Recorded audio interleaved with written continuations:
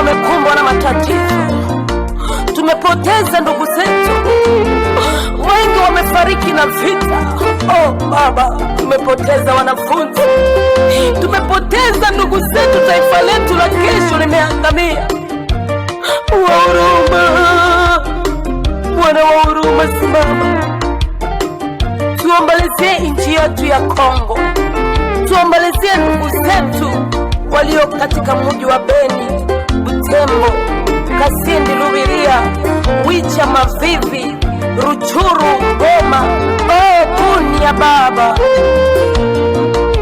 nani mwenye huruma asimame aitetee Kongo?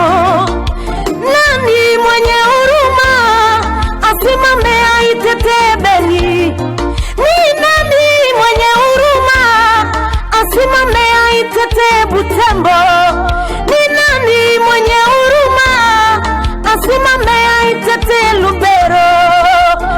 Tumepoteza ndugu zetu pale Beni, tumepoteza wanafunzi pale Beni, tumepoteza ndugu zetu Baba.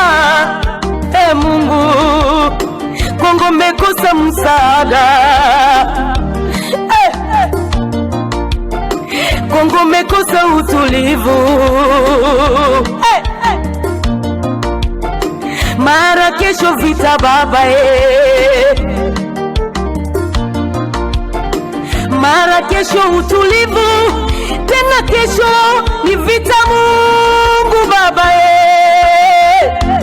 Mungu simama Bwana wa huruma, Bwana, Bwana, Bwana, Bwana. Nani mwenye huruma asimame aitetee Kongo? Nani mwenye hekima asimame aitetee Beni?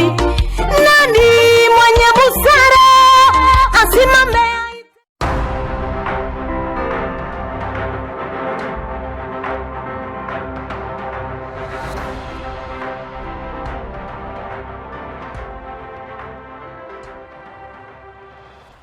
Bonjour et bon réveil matinal, bien-aimés dans le Seigneur.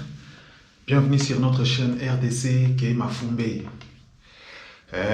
Voici le titre du jour. Titre Nabiso ya liboso pour mukolo mwalelo bande konanga tokende kolobela affaire minembwe tokende ko développer yango tokende penza ko décortiquer makambo nini ezali koleka kuna po ba congolais bazo continuer à kokufa, ba congolais bazo continuer konini kokima, ba congolais bazo continuer ko se faire violer, richesse ya pays nabiso zali ko continuer ko se faire piller. En tout cas, le Congo va mal.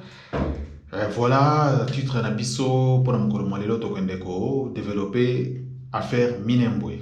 Bandeko, avant de kota na bi decision Nabiso, tolandana nu vidéo oyo ya ba réfugiés rwandais oyo toyambaka na 1953 na nini oyo lelo ba komeli biso problème, hein? Oyo lelo penza ba komeli biso likama, komeli biso penza problème.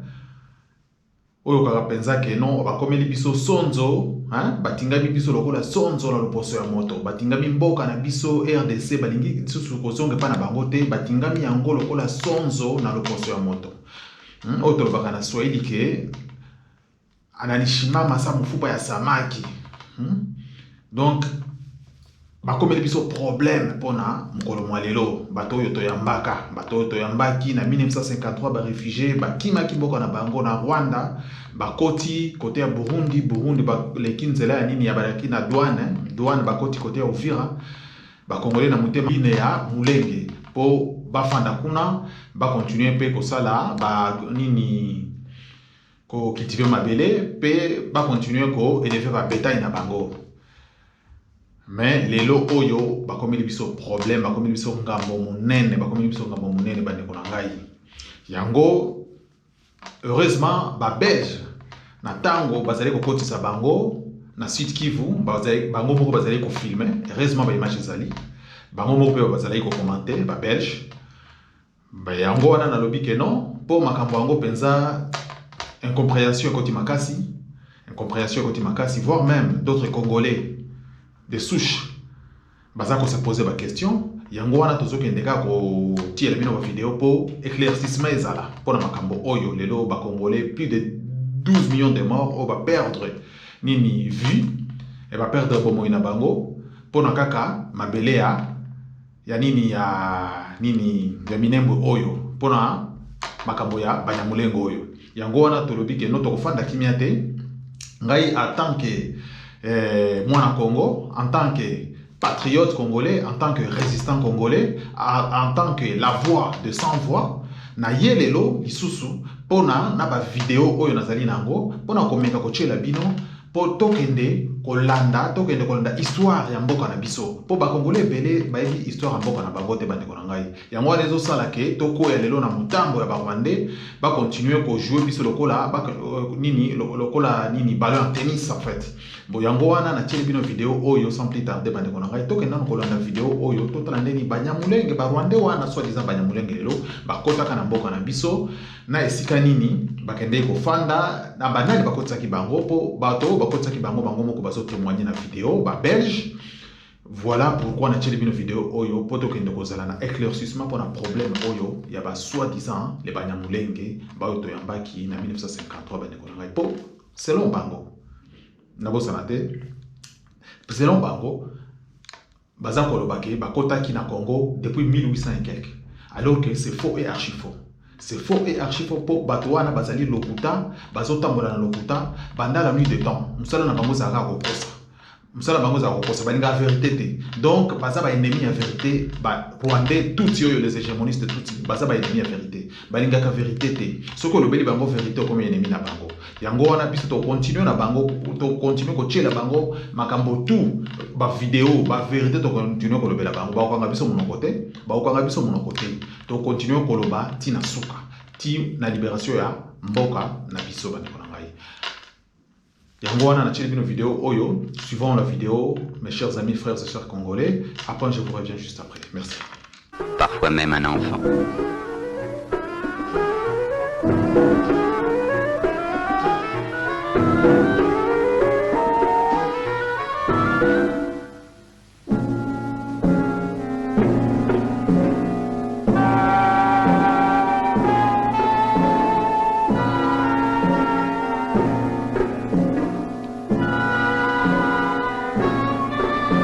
Ils se retrouvèrent des dizaines de milliers dans les pays limitrophes, Burundi, Ouganda, Tanganyika et provinces congolaises du Kivu.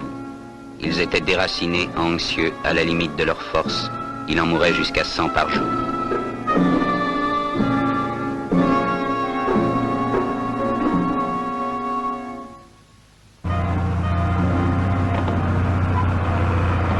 Les pays d'accueil sont alors eux-mêmes aux prises avec les problèmes nés de leur récente indépendance.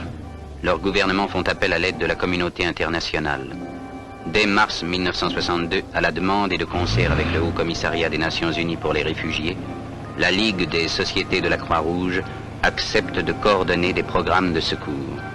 Ainsi débute la phase d'urgence de l'opération. Il faut nourrir, vêtir, abriter, soigner.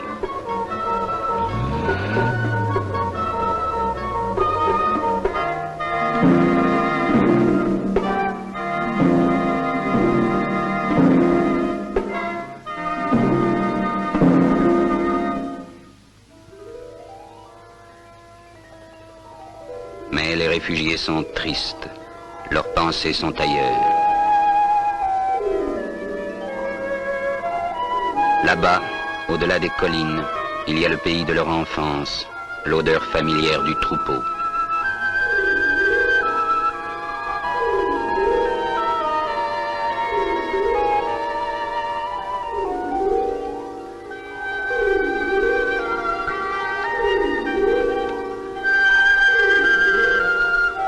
Mais ils ne peuvent plus rentrer dans leur pays.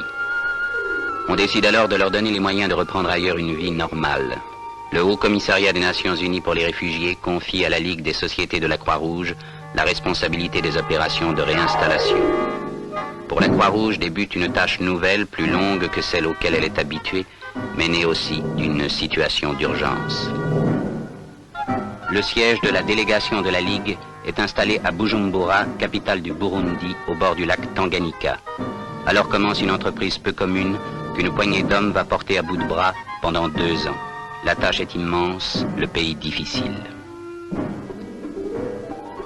Ils parlementent avec les réfugiés pour les amener à accepter leur réinstallation, les convaincre que les terres qu'on leur offre sont bonnes, ce qui est vrai. Au Kivu, ils prennent contact avec les chefs des régions où se trouvent les terres que les autorités congolaises ont offertes. Il faut créer de bons rapports entre les populations locales et les nouveaux arrivants. Ils constituent à grand-peine un parc de véhicules pour transporter les réfugiés sur leurs nouvelles terres et maintenir la liaison entre les centres et le monde extérieur.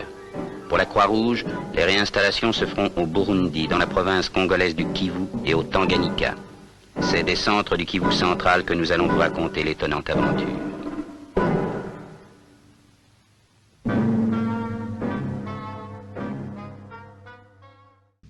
Bon, merci bandeko na ngai ba congolais nakanisi bosili kolanda video oyo bino moko boyoki ndenge ba belge bazali ko commenter makambo nyonso bazali ko expliquer na kati ya video oyo ndenge ba to bakotaka na ndenge lelo bakomeli biso penza problème, un vrai problème parce que plus de 12 millions de congolais basili ko kufa pona ka makambo oyo ya kulinga baboto la biso mabele na biso na bolamu oyo biso ba congolais to salaka pona koyamba bango. Bon, yango bandeko na ngai sans plus tarder tika tokota na du sujet na biso na kanisi pona video oyo congolais nyonso akozala na vie na ye oyo akosala na point de vue na ye akosala pona video oyo. Merci bandeko na ngai. Bandeko na ngai ba congolais na lingi na loba boye. Dans l'affaire Minembwe, Rouberwa et Nyarugabo ont franchi le Rubicon. Dans l'affaire de Minembwe, Messieurs Rouberwa et Moïse Nyarugabo ont franchi le Rubicon. Sans plus tarder, bandeko na ngai, tolanda na vidéo oyo ya ba menace, tolanda na vidéo oyo ya ba menace ya Messieurs Moïse Nyarugabo. Ya maître Moïse Nyarugabo oyo azali ko menacer ba congolais. Que soit toko vivre ensemble, lokola batu ya mboka moko, lokola ba congolais, ou soit toko mourir ensemble comme des idiots. Ndenge bango ba mesana, ndenge bango baza ba tueur à gage, baza ba sanguinaire, ba mesana koboma. Bango koboma, c'est une tasse de thé pour eux. Donc bango koboma ezali maya komela et pas na bango. Yango Rouberwa, il se permet il y a menacer toute une population bandeko na ngai qui ou soit to vivre ensemble. Donc voici imposer biso azo imposer biso ko vivre ensemble, azo imposer biso ko vivre ensemble oyo basi ici ko boma biso basi ici déjà ko boma 12 millions de congolais muto asili ici ko bomela aux familles pe azo imposer que il faut to vivre ensemble malgré na sina ici ko bomela aux familles libota na yo mais sikoyo na tikio mais il faut vivre ensemble dans la paix. Bandeko na ngai oyezali kolokate oyezali kolokate ou soit nous vivrons ensemble ou soit nous mourrons ensemble comme des idiots. Ba menace oyo ya Moïse Nyarugabo bandeko na ngai ba menace oyo ba congolais mususu bazozo yango lokolaje mais batu oyo il faut ba congolais ba prendre ba menace oyo sérieux. Tolanda na vidéo oyo suivant la vidéo bandeko na ngai. Et après, je vous reviens juste après. Merci beaucoup. Nous sommes demandeurs pour la paix. Et je pense que nous n'avons pas de choix. Et Mouindo devait comprendre ça. Nous n'avons que 2 choix. Ou nous allons vivre ensemble comme des frères, ou nous allons mourir ensemble comme des idiots. C'est à eux de choisir. Mais je vais dire aussi, ceux qui veulent faire le populisme, que je vois là, qui veulent en fait gagner un peu de popularité sur la cendre d'un peuple, sur la cendre de Banyamulenge, ou dans les temps de leur sang, ils vont s'y noyer. Mais nous n'avons pas de choix. Nous sommes demandeurs. Nous voulons la paix et nous l'offrons. Mais on ne peut qu'applaudir avec les 2 mains. Voilà, bandeko na ngai ba congolais. On a sili, hein, on a outi kolobawa ke batu oyo ba franchir le Rubicon. Ba Rwandais tous oyo ba franchir le Rubicon. Monsieur Moïse Nyarugabo devrait absolument être mis en examen, en procédure de flagrance par la justice de l'état de droit. Et ces menaces aux Congolais de souche devraient être prises très au sérieux. Nous répétons à haute voix qu'il n'existe pas de Congolais Banyamulenge. Soit-il, Bazaba Congolais, mais originaire du Rwanda. Soit, Bazaba Rwandais vivant au Congo, entre autres de résidents. Na répété en Lisusu, haut et fort, que les Banyamulenge, les Congolais Banyamulenge, existent à côté. Bazalité, pe bakotikala kozala te. Nakanisi je suis clair na makambo oyo. Je suis très clair na makambo oyo. Po mutu nyonso na mokili oyo akokufaka. Mutu nyonso na mokili oyo akokufaka. Mutu oyo abotama po a vivre libela na mokili oyo azate. Bango bazo boma bakanisi ke bango bakufaka te. Non, bango pe mokolo na bango ezali. Yango wana bandeko nanga bakongole tozwa kobanga tuchango pembeni. Batu oyo esengeli tolobela bango vérité en face. Yango wana nga na lobby haut et fort.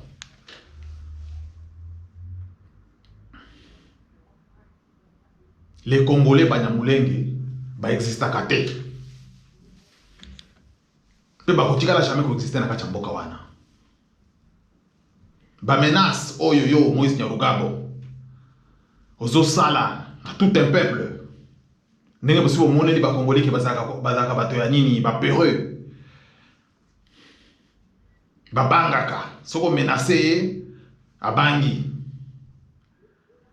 Boye bake génération bozali ko sala na ngo ozali ko accompagner bino na pouvoir na bino ya babomi ya basanguinaire. Des générations bosi bo kangi na maboko. Mais biso génération oyo to continuer ko tia bino moto, to continuer ko tindela bino moto, to continuer ko lobela bino vérité tini na suka tino mokolo mboko wana kozala libéré. Bokobangisa biso te po eloko ezangi pe biso, eloko ezangi biso kaka na minito ezaka mandoki. Bolingai bomona biso pe na Congo wana tozala peza affrontement na bino pe trop c'est trop, trop c'est trop, trop c'est trop, trop c'est trop, trop c'est trop. On en a marre, on en a marre, on en a marre de toutes ces tueries, massacre ba Congolais bazo kufa mikolo nyonso bozo continuer ko boma. Non, au bout d'un moment il faut taper du poing sur la table et dire non. Ba buso ba nyonso ezali koleka na kati ya mboka na biso. Biso pe tozali bato. Biso pe toza mibali. Malgré toza moke, mais toza mibali. Messieurs Robert Nyarugabo ont logiquement franchi le Rubicon. Et cela est inacceptable de se voir menacé, image pièce contre pièce, par une poignée de gens se réclamant juifs de l'Afrique pour bénéficier d'une terre promise sur les sols congolais. La distraction de la coalition FCC Cash nous fera perdre petit à petit nos terres au profit des signataires de prétendus accords de l'Emera en 1996. Français à belge en 1996. Français et français, il y a pas français. Sur ce, tout Congolais qui est trempé dans ces dossiers de Minembwe, de près ou de loin, mérite sanction. Si réellement ce pays est régi par les textes juridiques, car c'est de la haute trahison. Dans d'autres pays, c'est de la prison à vie, à la place d'une pendaison.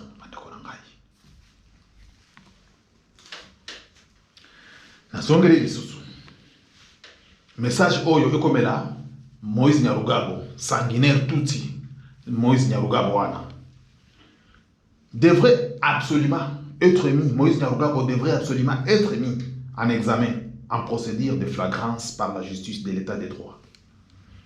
Et ces menaces aux Congolais de souche devraient être prises très au sérieux. Nous répétons à haute voix qu'il n'existe pas de Congolais Banyamulenge. Moïse Nyarugabo, il n'existe pas de Congolais Banyamulenge au Congo. Il n'existe pas. Pe bokozala pété, bokozala kate na kacha mboka wana. Na o nyonso boso bosali na kocha Congo wana. Ah, l'on va vivre na ba aveugle. Hein? L'on va penser que nous kozwa penser ba Congolais aveugle. Hein? Oyo ba histoire à Congo te. Ne bo vivre na bango ampe na kacha mboka wana. Toko sala kama imanso. Toko sala kama imanso. Po biso pe tozo kolisa banat. Biso pe tozo former bango. To continue ko former bango pensa donc to ebisa bango ke bino boza ba ennemi ya peuple congolais. Boza ba ennemi ya peuple congolais. Bino. Donc il faut faire bino jamais na pete, jamais. Donc to kozala ka système Israël na Palestine. Le système Israël na Palestine. To kozala ka bongo.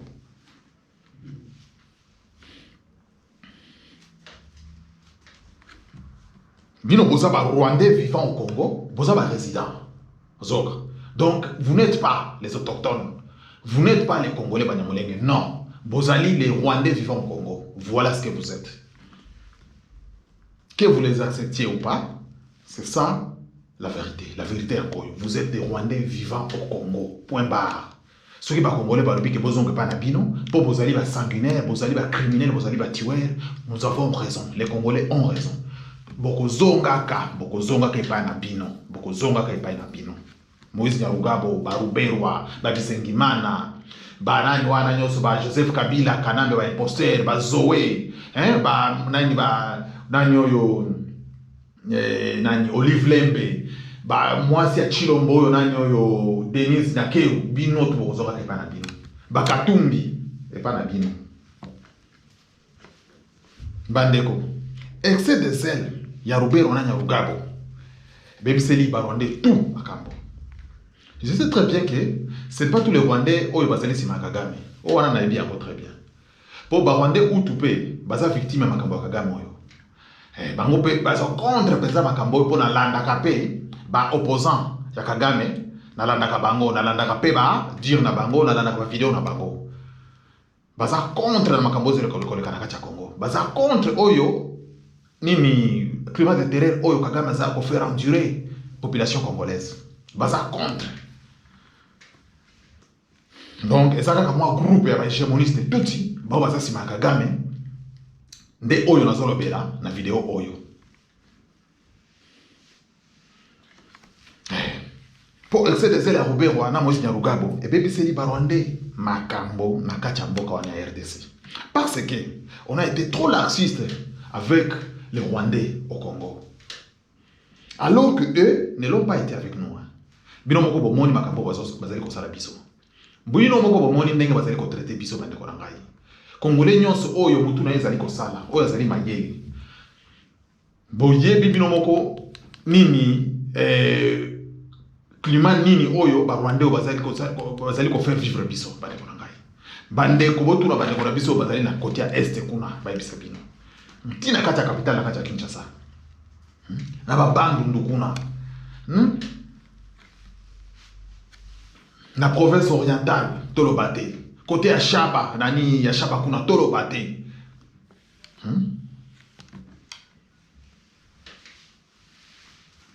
Tango tozali koloba, ba Congolais baso so ngolo kolashi. Ba okanisa ke makambo ezali bashi. Alors que les Tutsi rwandais, les hégémonistes Tutsi, pona bango c'est du sérieux, makambo ezali c'est du sérieux. Na tieli bino vidéo oyo bolanda boyoka ndenge nini bato oyo bazali déterminé pona ko balkaniser commune ya Minembwe bande ko rangai. Na tieli bino vidéo oyo bino moko bolanda. Après je vous reviens juste après. Merci beaucoup mes chers frères et sœurs congolais.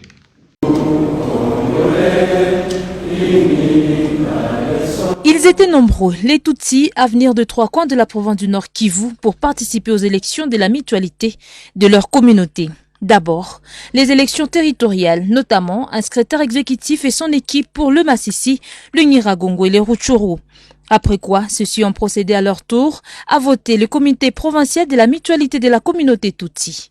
Au poste du secrétaire exécutif provincial, David Karambi a énormément emporté sur Kamandi Emmanuel par 19 voix contre 8. Kamandi Emmanuel Runigi a obtenu 8 voix sur 27. Karambi David a obtenu 19 voix. Rassembler et rendre utile la communauté Tutsi aux autres communautés de la province, telle est désormais la bataille de David Karambi. Vous voyez, notre communauté était désordonnée depuis une dizaine d'années, mais aujourd'hui, nous avons un comité, nous allons nous organiser de manière à rassembler tous les fils et filles de notre communauté ici au Nord Kivu, afin que nous conjuguons les efforts de commun accord et que l'on soit utile à nos frères et sœurs des autres communautés, ce qui constitue un service pour la nation. Côté Barza intercommunautaire, par les biais de son premier vice-président Kambale Joseph, rien n'est plus apaisant que de voir la communauté Tutsi de nouveau unifiée. Est-ce que nous sommes d'abord très heureux au Baraza de constater qu'au jour d'aujourd'hui, l'équivoque est levé. Parce qu'en effet, il y a presque 6 mois, il y avait 2 comités parallèles. Et voilà que les initiés de la communauté ont compris qu'il va falloir qu'on amène toute la communauté dans une salle au Cap Kivu pour qu'on lève l'équivoque. Maître Ali Kabengeram de l'activité ne cache pas sa satisfaction de voir les votes passer dans un climat de calme et de collaboration. Nous savons bien évidemment que les élections ou alors la démocratie dans son sens moderne engendre toujours des divergences entre les candidats. Mais s'agissant de ces élections, tout s'est passé normalement. C'est un travail qui a été concocté et réalisé par une commission avec laquelle je suis à cet instant. Les autres sont à Kinshasa. C'est un travail d'équipe et pour nous, c'est une fierté d'avoir réussi la mission que l'Assemblée générale nous avait confiée. Je pense que ceux qui parlent de la balkanisation, ils ne connaissent pas l'histoire de la République démocratique du Congo. Il est vrai que certaines personnes, certains politiques avancent toujours des accusations infondées portées sur la communauté Tutsi en disant que nous serions des acteurs de la balkanisation. Et moi, je vais leur poser une question. Qui était là lors de la création de ces pays, quand ces pays étaient en train d'être constitués par les colons? Qui était là de nous, Congolais? Qui était là? Tous les jours, nous disons Mboka Bakoko Batigela Kabisson. Vous pouvez me citer un seul Koko congolais qui a participé à la création de ces pays? Nous sommes d'abord Tutsi avant d'être Congolais. Le Congo nous a trouvés, le Congo est venu vers nous. Nous sommes Tutsi, nous sommes fiers de l'être et nous appartenons à la République démocratique du Congo. Nous sommes Congolais, nous n'avons pas besoin de prouver que nous sommes Congolais, nous n'avons pas besoin de nous justifier. Eh bien, s'il y a balkanisation, ce sont les ancêtres qui peuvent le décider. Croyez-moi, il n'y a aucun Congolais qui peut décider aujourd'hui de la balkanisation de ces pays. Tutsi soit-il. Mais si nos ancêtres, ceux-là qui ont créé ces pays, décident aujourd'hui de balkaniser ces pays, eh bien, vous le connaissez bien, nos ancêtres, c'est les Belges et leurs sociétaires. S'ils se décident aujourd'hui de balkaniser ces pays, je ne vois même pas celui-là qui lèverait sa main. Parce qu'il n'était pas là lorsque ça a été créé. Eh bien, pour nous, c'est juste un faux fuyant. Nous n'avons besoin que d'une seule chose, vivre comme tout le monde, dans la paix, sans être stigmatisés. C'est tout ce que nous voulons. Nous voulons vivre comme toutes les autres communautés. Et nous ne vivons pas mieux que les autres. Le même problème que les autres communautés, nous le partageons.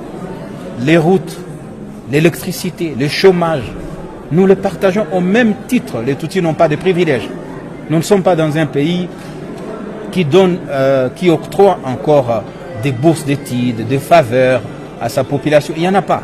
Tout ce que nous avons, nous travaillons d'arrache-pied pour l'avoir. Et donc, nous récusons ces accusations infondées et nous conseillons aux gens qui continuent à nous accuser de venir ici. Ils se rendront compte qu'ici c'est chez nous. Nous y sommes, nos parents y étaient avant que les colons arrivent et nous continuerons à y exister, qu'importe leur sentiment de haine ou de discrimination. Une occasion comme celle-là offerte par le numéro 1 de la République, c'est-à-dire le président de la République, chef de l'État, ne saurait échapper à la communauté Tutsi. Vous savez que nous avons plusieurs problèmes qui nous guettent, et en particulier nos frères qui errent à travers le monde comme réfugiés au Rwanda, en Ouganda, au Burundi, aux États-Unis, en Europe. Eh bien, nous souhaiterions que nos populations rentrent au pays. Ça veut dire que nous avons aussi plusieurs desiderata, que si l'occasion se présente, nous ne manquerons pas à le présenter au président de la République. Tenez, c'est au total pour 13 postes que les élections ont eu lieu. Ces élus représentent officiellement la communauté Tutsi du Nord Kivu pour une échéance de 3 ans.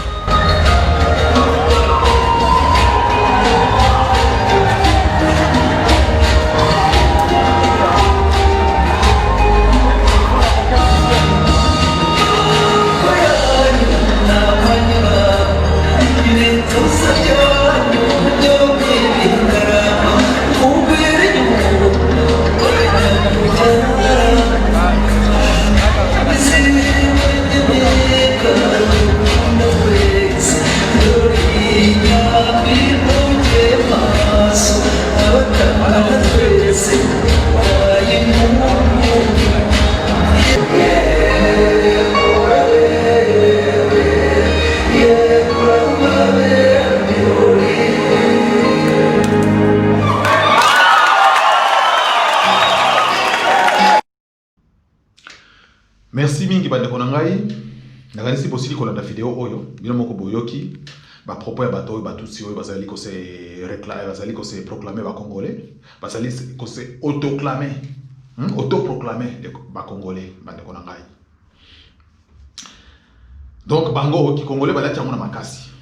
Bango ki congolais balati yango na makasi bandeko na ngai. Elongezo bakisaki bazali ba congolais te. Mais bango donc balati yango na makasi, balobi to kozala ba congolais na makasi, pe to kokoza bino na makasi. Pe ezalinde promesse oyo baruberwa na banyarugabo oyo balakaki biso ke to kokoza bino na makasi. Bokozala ba esclave na biso na makasi bandeko na ngai. Africain ke kozala esclave africain mususu. Congolais. Africain na ke kozala esclave africain mususu. C'est honteux, c'est honteux. Wana ko simbate. Lelo bana na ngai batanga awa. Basilisa kotanga, basilisa ba classe na bango. Basilisa ba étude na bango. Jour ba okitaka na mboka. Po azo musala, il faut rwandais, il faut akende ko nini entretien. Le rwandais l'excellent entretien pour appeler musala. Vous vous rendez compte? Est-ce que vous vous rendez compte? Est-ce que vous vous imaginez biloko ndenge wana? Mwana na ngai atangi awa asilisi alobike no ngai maele na ngai oyo na zoke ko développer amona mboka na ngai na Congo. Akita na Congo kuna ba poste nyonso clé ba rwandais nde ba occuper yango. Pose wa musala, il faut rwandais aller qui ça entretien pour appeler ça poste. Bandeko na ngai. Alors que nous les Congolais on est 80 millions, ba rwandais bazali 10 millions. Biso 80 millions bango baza 10 millions. Mais pas que ko konza biso na mboka na biso. C'est le monde à l'envers. C'est le monde à l'envers, bandeko na ngai. Oh, c'est le monde à l'envers. Quel peuple congolais. Nazo continuer en tout cas au boire mbela. Congolais totelema. Congolais totelema bandeko na ngai totelema. Ezali makambo ya soni oyo ezali koleka na kati ya mboka na biso. Tant que tu as dit que la Nzamba okita kuna na set akokita likolo to okita banjelu po ba kobundela biso po babotola nini po babenga na barwande babenga na banguna bandeko na ngai Nzambe akokita kate Nzamba zelaka osala première pas yebazala na yo na nzela alanda ona sima abundela yo ndenge zalaka botanga ta Bible botanga ta na kati ya Bible tango bando tinda ba Israël ba kendo bunda pona ya bando okita banjelu te. Donc à Congolais quand on est bido Nzambe, Congolais quand on est Nzambe ko kele mawale lo kitele ba anjiro po ba kendo bundela e ba libere mboka na e ba ndeko na ngai totika kolota ko tobima na distraction congolais, tobima na distraction. Faiblesse na biso yebani mokili mobimba. Congolais alingi fi koleka eloko nyonso. Biso tokufaka nana kotikala ka seko na mokili oyo. Nana kotikala ka seko na mokili oyo. Biso nyonso tokufaka. Mobangi ko banga ndenge nini o Congolais sana ngo ti lelo okende kozala esclave ya un Rwandais na kati mboka na yo. Vous vous rendez compte, bandeko na ngai? Franchement. Posez-vous de bonnes questions, bandeko na ngai. Posez-vous de bonnes questions. Tala leloyo. Naza ko annoncer bino la mort de 20 personnes, de 20 Congolais. Dans une attaque, il y a des troupes, il y a M23. Bon, M23, lelo balobeka sur M23 te pona nini? Basi ba Kabola dans 5 groupes. Twirwaneho, Omurjango, Kodeko, Bakata Katanga, nyonso wana kaka M23. Nyonso wana M23, nyoka moko ya mituso ki 10.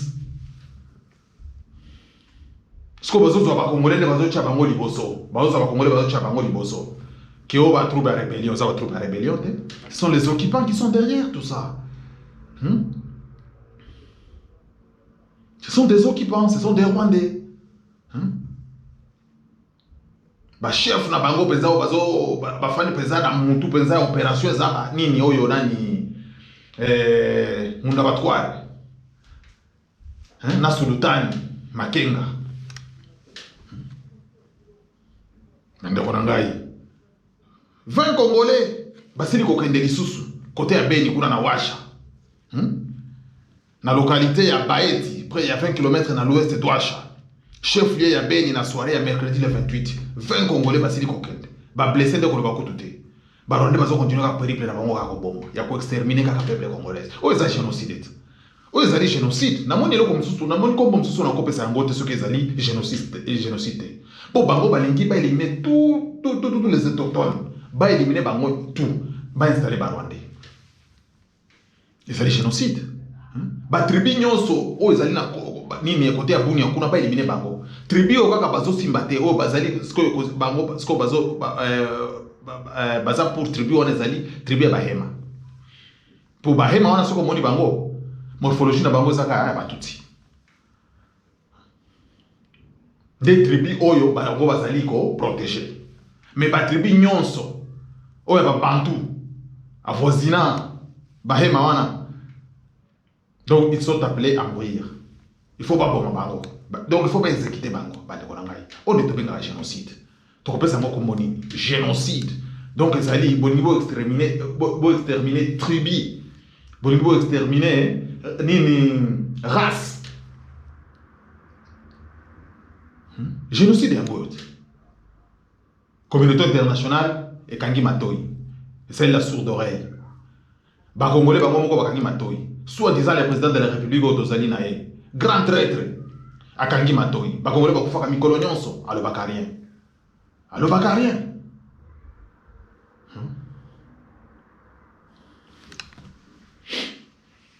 Les a passi bandeko na ngai. Ezali pasi mingi. Bandeko. Troisième sujet na biso ezali oyo. Ezali les bateaux MV Amani. Tolingi tokende kolobela bateau oyo. Les bateaux de la mort. On a zobenga ngo les bateaux de la mort. Bateau oyo. Nayebi ke bateau ebele, ba Congolais ebele ba ebina no bateau oyo te. Bateau oyo est sa propriété privée l'imposteur Joseph Kanambe Kabila. Donc bateau oyo ba inaugura ki yango le 25 lobi awa oyo leki le 25 octobre 2020 na port ya Kigoma na Tanzanie. Bateau oyo koki komema 6000 passagers na capacité ya cargo ya 300 tonnes. Donc ça bateau moko munene quoi. Na 60 chambres à coucher, ezali na place VIP, ezali na bar, club, ezali na restaurant, ezali na salle de loisirs, etc. Bateau oyo. Bateau ya l'imposteur Joseph Kanambe Hippolyte. Désormais, transport dans lac Tanganyika est sous contrôle de l'imposteur Joseph Kanambe Kabila. Na bande konae Zoé, gouverneur de la province ya Tanganyika. Donc bateau ça na ngoni. Pour les habitants de Kalemi déjà va remarquer que parce que vous observez un flux important de population rwandaise ya Banyarwanda bazota côté Rwanda batuti. Soki bakobika na Tanganyika bakobika na Kalemi. Mbala moko bapesi ba carte électeur ya ba Congolais. Bakomi ba Congolais mbala moko. Donc bazali komi benga Banyabwira. Phénomène oyo ya est ya Banyamulenge. Des phénomènes oyo bakomi siko ko produire côté ya Kalemi côté ya Tanganyika kuna. Donc bazo uta Rwanda bato wana ememi bango ti akoste na bango na nini na Kalemi. Tango bakomi na Kalemi kuna bala moko basa déjà na ba carte électeur ya ba Congolais ba se proclamer donc ba mi bengi Banyabwira. Tribu moko za na Kongo Banyabwira. Tala Barwande oyo ndenge nini bazo sakana na ba Congolais. Tala motindo Barwande oyo malignité na bango. Donc baza na malignité moko obscène en fait. Baza na ba idée moko diabolique. Donc bazo sala ka nyonso babotola biso mboka ba balkaniser mboka. Mais Congolais malgré makambo nyonso tozali ko révéler bino, malgré makambo nyonso tozali ko loba po elamusa bino, po bolongwa na pongi, po bolongwa na distraction. Tozo sopa mai. Sur les plumes d'un canard. Tozali penza ko sopa mai na makongo libata. Mande ko ngai ba Congolais. Malgré mbela oyo tozali ko bwaka, malgré ba vidéo tozali ko sala. Congolais problème kaka pona à réagir. Mais problème ezani. Problème ezaki Rwanda zo continuer ka périple na ye. Azo continuer ka périple na ye. Congolais zo continuer ka kufa mikolo nyonso. Mboka zo continuer ka kokende opizala pied. Ba richesse zo continuer ka kozala pied. Potango bazo kota na Barwande nengo wana côté ya Tanganyika kuna côté ya Kalemi. Barwande ba côté ba s'installer déjà. Na ba arme. Na biloko nyonso ba s'installer ba suna ba carte électeur ba Congolais. Tango bato wana ezozonga côté ya Rwanda, ezozonga na ba minéraux. Bande ko na ngai. Siko bato bazali ko s'installer mikolo nyonso bazokota bato ezokotsa mikolo nyonso. Pona ko bengana ka Barwande wana pona ko zongisa bango pa na bango. Baza déjà bien armé jusqu'au dents, bande ko na ngai. Ko zalaka main sans faire était, ko zalaka main sans faire te bande ko na ngai. E ko zalaka main sans faire te ngana zo ebisa bino. Yango wana c'est le moment. C'est le moment, il y a tout Congolais à Téléma. C'est le moment, tout Congolais à Téléma. C'est le moment tout le monde à distraction. Pour Barwande baza sérieux na makambo na bango. Il y a que nous les Congolais. Oh, tozo za makambo mitigé. Alors que bandi konabiso bazo kufa tous les jours bazo bakisama. Bazo bakisama bandi konangai. Barwande bazo kota ba arme mikolo nyonso. Selon nos sources, selon ma source oyo ni na biso, ba ressources minyo bazo piller, ezo kitana Rwanda sous contrôle ya l'imposteur Joseph Kanambe. Donc mtu wana fandi na Congo, aussi longtemps mtu wana kozalaka na kati ya Congo wa. Congo kozalaka na pete, bandi ko ngai. Aussi longtemps Joseph Kanambe wana kufa, akozalaka na kati ya mboka wana. Congo kozalaka na pete. Siko mtu na ngai zali boy bandi ko nanga ba Congolais partout là où vous êtes. Comment tout un peuple, 80 millions d'habitants, et tout un pays peut abandonner, me semble-t-il, une grande partie de son territoire à une famille, soit-elle venue du ciel, à une famille rwandaise. Congolais nyonso déjà si ayebi ezali sulu kabako bomba te. Congolais nyonso si ayebi déjà que Joseph Kanambe Hippolyte l'imposteur azalaka na Congolais te. Ba Jeannette, ba Zoé bazana bango ba Congolais te. Ezali sulu kabako bomba te. Congolais nyonso si ayebi mais eloko ni ezozanga Congolais pona kotelema pona kobengana mopaya. Po mopaya wana atingami biso lokola sonzo na loposo ya moto bandeko na ngai. Atelemi biso na gorge.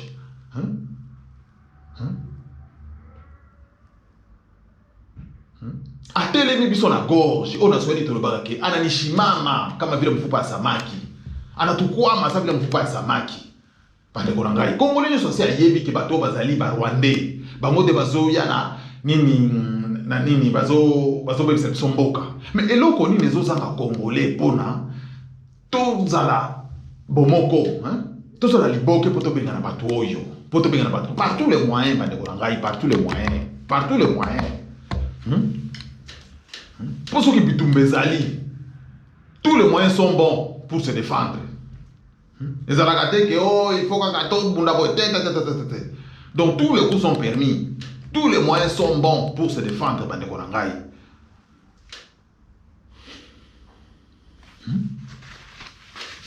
Congolais, aujourd'hui c'est la Nini. Chinois. Qu'est-ce que vous attendez? Qu'est-ce que vous attendez pour bouter ces hégémonistes tous dehors? Pose la Nini. Pour le soulèvement populaire. Bande Konangaï, un peuple quinois. Pose la Nini pour le soulèvement populaire.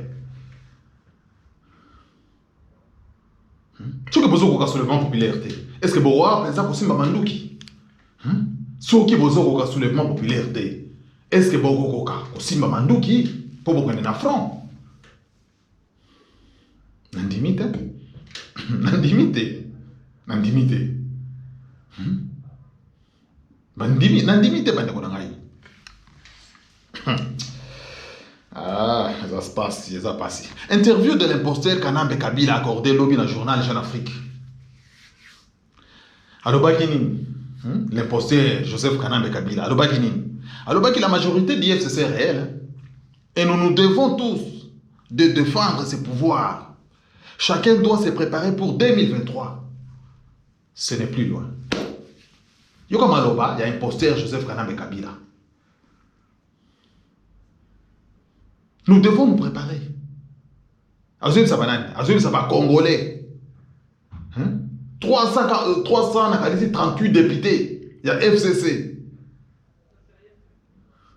Oya convoqué qui n'a Kingakati. Pas que nous savons ok. 2023 n'est plus loin. Mais ça qui bino bande konangaike. Kabila azolinga beta shita sima. Azolinga 2023 azongela kitabokonzi. Ye Chilombo oyo, ye Chilombo. Buzo banande ko komisa ye. So des président na bino Chilombo oyo, buzo bande ko komisa ye. Ya zela ko mona makambo ba kosala ye. Ya osaka na Kabila wana, azela ko mona makambo kosala ye. Ça kende ko signer bisigner là. Akende ko signer pour na libumu, pour na tapis rouge. Mais azela. Suko na ko zala tragique na kachamboka wana. Suko na ko zala tragique na kachamboka wana. Yo Congolais mopimba bandi kono bazo kufa mikolo nyonso bazali maltraité, même des bétails sont mieux maltraités que des Congolais na mboka na bango. Mais tu dis rien. Tu fais les sourds d'oreilles. Pour n'avoir pas intérêt dans mon personnel.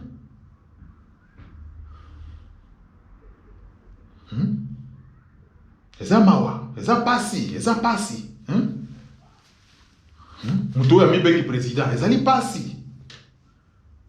Yo connaissez l'équipe Kabila wana maele, l'équipe Kabila wana maele te. Ata otanga, ata soko otanga na Belgique, mais l'équipe Kabila na maele te. Po maele zalaka bana kela cité, maele zalaka kotanga te ba ndeko na ngai, ndelo ko bato babosa naka.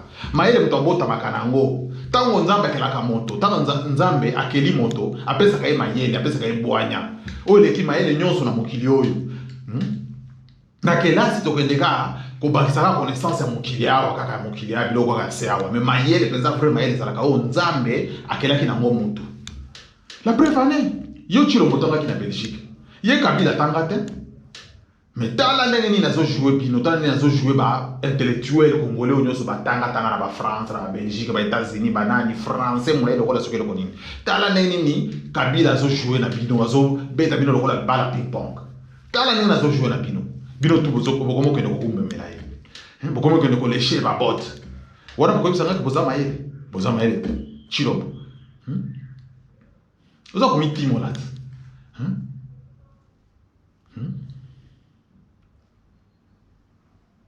yo kende ko signer bi signer là mais ngana zo bisa ona bike crois moi que le ki Kabila wana maele te Kabila wana déjà horizon est déjà ça ba 2025 yo za na 2020 il y a déjà ça assez accueilli déjà assez accueilli n'est ce qu'ils vont faire en 2023 oyo Barwandais déjà parce que ça déjà na mesa mais Congolais ça dans 2020 2019 pour les Congolais ça la kasima retard kaka tout ça dans 2019 azolopa eza pasi mingi. En tout cas, naoki kosilisa te nini video na ngai oyo sans ko féliciter député ya nini Mwindo Nzangi, député à Nord Kivu. Félicitations, félicitations en tout cas pour un discours na yo na kati ya parlement. Ndenge olobela ki vérité Rwanda oyo ya Ruberwa na bandeko na ye. En tout cas félicitations. Malheureusement, bozali ebele te na kati ya Congo Batu lokola député Nzangi baza ebele te na kati ya Congo malheureusement. Pour ceux qui bozala ebele na kati ya Congo wana mbele mboko déjà mbele ba Rwanda bakima mbele mboko za déjà libéré. Mais malheureusement oza yo moko. Pe keba déjà parce que ero na ebike dossier na déjà ba fandeli ya bozo fandela yango. Ero déjà ba dossier na za na mesa. Keba po ba très na kati ya Congo bo yo sona ba ndo betela oni ni maboko. Keba ba très baza ebele na ba dekono ba Congolais wana. Ko se confier na bango te po bango kaka ba to ba kosala mabe. Bon, Zamba a continué à combattre là, malgré le posant à parlement, on a occupant, mais Mayele et la Kyo, au lobby Makambo, il y a Boigna quoi, au lobby Makambo, pensa au Congolais, nous se fait Kinango, voilà, c'est bien. Mais Zamba Batelayo, parce que tu es entouré, n'a pas traître, n'a pas collabo, en tout cas, c'est dommage, dommage pour le Makambo. Yango na bande konangai. Kanisi sans plus tarder na komi na suka tala ba info na zaki na ngona memeli bino na cheli bino ngona mesa na vidéo bino moko bo décortiquer botala bo partager vidéo bo s'abonner massivement na chaîne na bino RDC qui mafumbe ya mwana mboka molobeli na bino la voix des sans voix, la voix de la résistance parmi tant d'autres. Donc, dans le but que naza voix résistance parce que ceux qui présentent au lingito la makambo résistance ngai nazali mwana parce que bakulu tu bayali ba leader bayali on a pesi pensa chapeau ba bazali ngai pe nazali voix de la résistance parmi tant d'autres voix des résistants congolais. Bon bazali banda pe na kacha mboka yangwana na ngai na sabino ke pona batu oyo pona ba fanatique ya nani ya kolabo ya très très Chilombo o bobenga Chilombo béton qui a contrôlé tout. Posez-vous de bonnes questions bande korangai. Pona ba fanatique à Chilombo, posez-vous de bonnes questions. Botika, donc posez-vous de bonnes questions. Voilà ni nanga yona pesibino. Posez-vous de bonnes questions. Botika ko bois que la eba fleur o ya mérité te o mutazo bomisa bande kona e butu moi botika bilo kwa ndingo wana. Posez-vous de bonnes questions, posez-vous de bonnes questions. Bon, na moni pe affaire msusu oyo bande kona batindeli ngai affaire oyo papa nommé nini un sanguinaire tuti cardinal ya nini ya église catholique soki ya nini bandeko. Réponse on a kopé sabino bande kona ngai botika ko safole. Moni makambo ya église catholique makambo ya église catholique makambo ya pape. Nzamba za la kutu kuna te. Nzamba za la kutu kuna te. Eza secte. Eloko wana eza ka secte. Eza kutu makambo nzamba za la kutu kuna te. C'est normal pas nommer sanguinaire wana nani. Oyebi ma donc papa na bango Satan. Donc bana nae, il faut ka pas ponana. Il faut pas ponana. C'est normal. Botika pas nommer sanguinaire wana soki cardinal soki nani. Mais eloko ka ezo sala ngaba bezani. Po ba cardinal congolais. To ba monseigneur congolais. O to sali na bango na nini ya Vatican wana. O bazaka sima papa. Bango problème na bango balobela ka makambo ya Congo te.